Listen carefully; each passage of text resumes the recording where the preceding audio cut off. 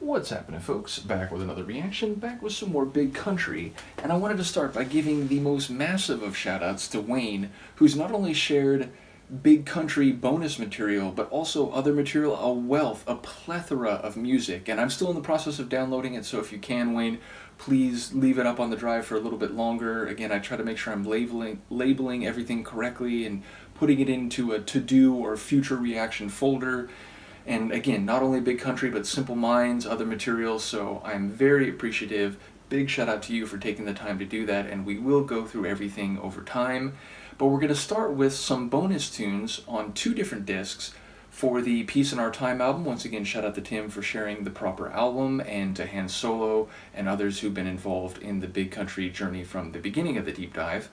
And yes, the first bonus tune, which again are included on 2 tracks, or rather 2 discs, is called, is it On the Shore? Make sure I have this right. Yes, On the Shore. So, excuse me.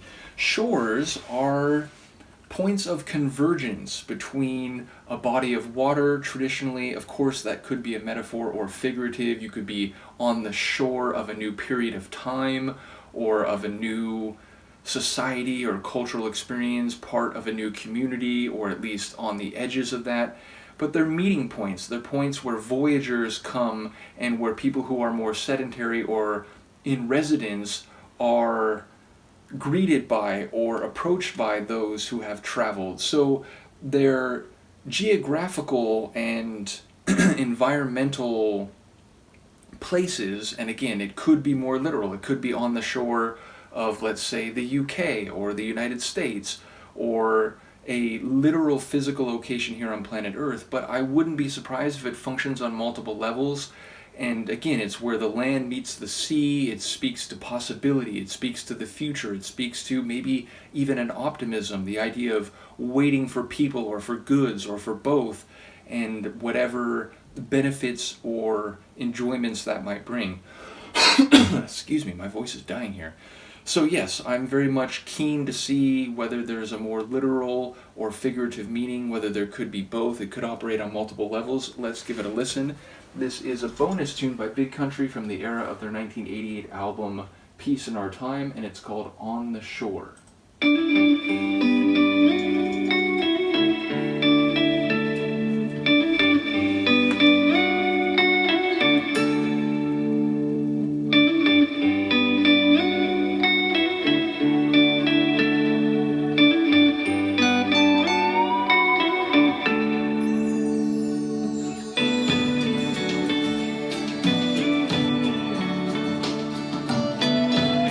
Has a sort of islander, breezy feel to it.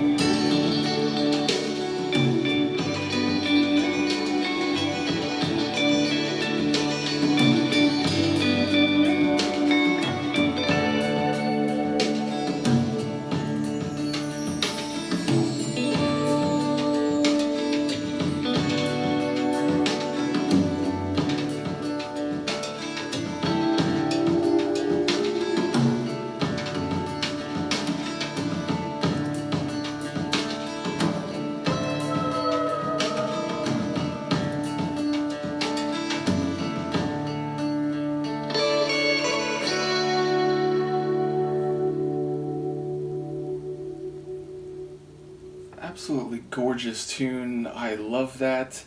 And I am not disappointed that I spent several minutes in the opening talking about potential meanings, which I was admittedly thinking of in terms of lyrics. But I feel like a lot of the concepts I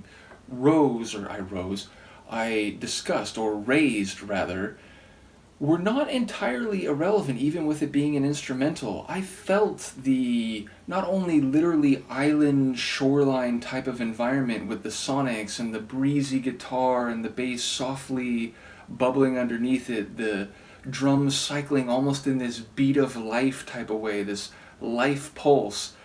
But even that optimism, even the idea of waiting for what might come from the sea and for looking out upon the future and life optimistically as you look out to the horizon of the actual sea. I feel like all of that sort of came across in some of the sonics. Now, of course, I'm imposing my own views on the concept invoked by the title on the sonics, and yet I don't think it's entirely unreasonable that some of those feelings and ideas were perhaps imbued in the way the tune was composed. Either way, just absolutely beautiful. Some of that guitar work, just, intricate and yet still expressive and elongated at the same time.